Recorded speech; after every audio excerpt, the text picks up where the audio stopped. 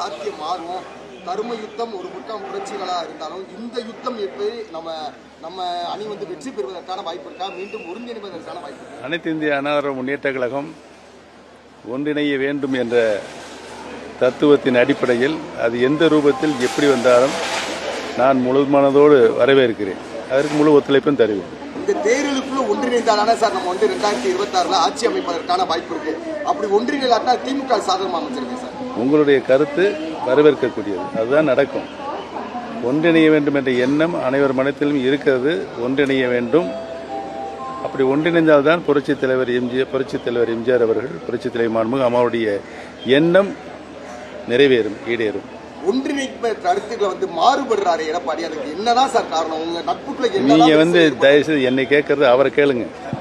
எடப்பாடி பழனிசாமி தவிர்த்து வேற யாரும் முதலமைச்சர் அறிவிங்க அப்படியே மீண்டும் இந்திய ஒரு நல்ல கருத்து தான், ஆழமான கருத்து, சத்தான கருத்து. உங்களுடைய கருத்து நீங்களும் தெரியும். மீண்டும் என்டிஏ கூட்டணி நீங்களும் உங்களுடைய கருத்து. என்னை பொறுத்தவரையில் கட்சி இணைவு குறித்து நான் எந்தவித டிமாண்டும் வைக்கவில்லை என்பதை தெரிவித்துக் கொள்கிறேன்.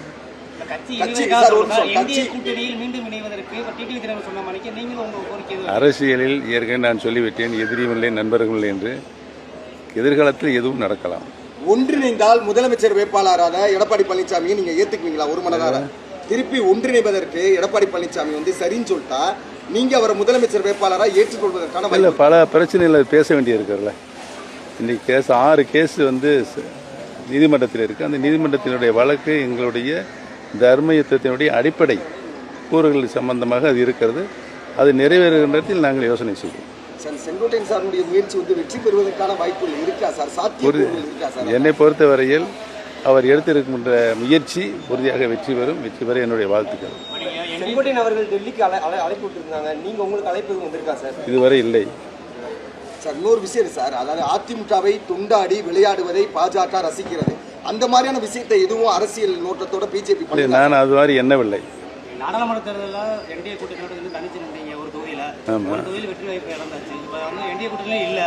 இப்போ வர தேர்தலில் நீங்கள் போட்டியிட்டு உங்களை வெற்றி உடனே கருத்துக்களையும் கொள்கைகளையும் கோட்பாடுகளையும் கேட்டால் எப்படி சொல்வது? பொறுத்திருந்து பாருங்கள். தேர்தல் வர வர வர வர உங்களுடைய எண்ணம் நிறைவேறும்.